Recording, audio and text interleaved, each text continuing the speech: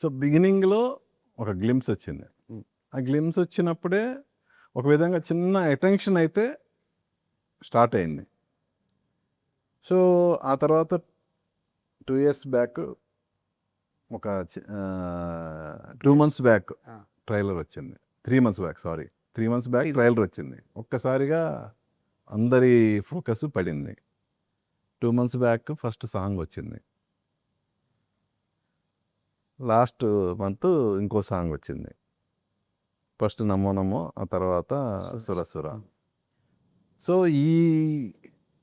Each and every episode మీ cinema నుంచి వచ్చిన ప్రతి డెలివరీ స్టెప్ బై స్టెప్ సినిమాని హైట్స్కి తీసుకెళ్ళింది. అవునా?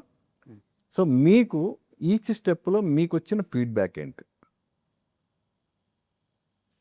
ఫస్ట్ గ్లిమ్స్ వచ్చినప్పుడు మీకేమనిపించింది? అంటే విజువల్స్ అవన్నీ అంటే మాకు వచ్చిన ఫీడ్బ్యాక్ అయితే టీజర్లో యునానిమస్గా ఎవ్రీబడి అంటే జనరల్గా ఒక మిక్స్డ్ ఒపీనియన్ ఉంటుంది కదా.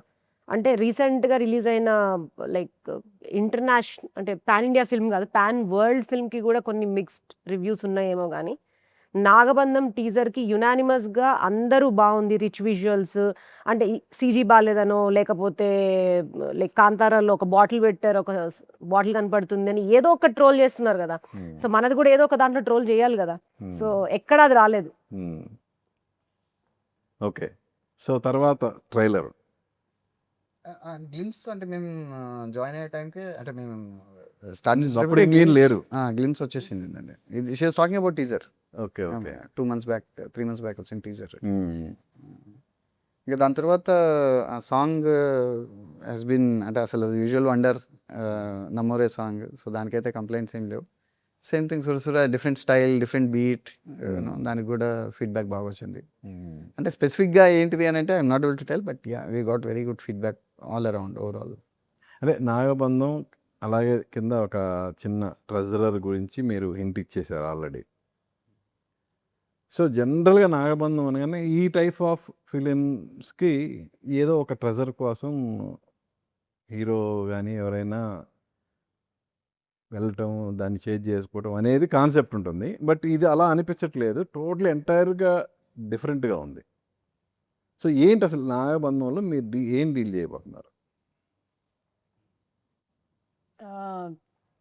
మీరు ఏమనుకుంటున్నారు? ట్రెషర్ ఏదో ట్రెషర్ కోసం జనరల్ సినిమాల్లో అలా ఉంటుందని చెప్తున్నారు. So it's more than that.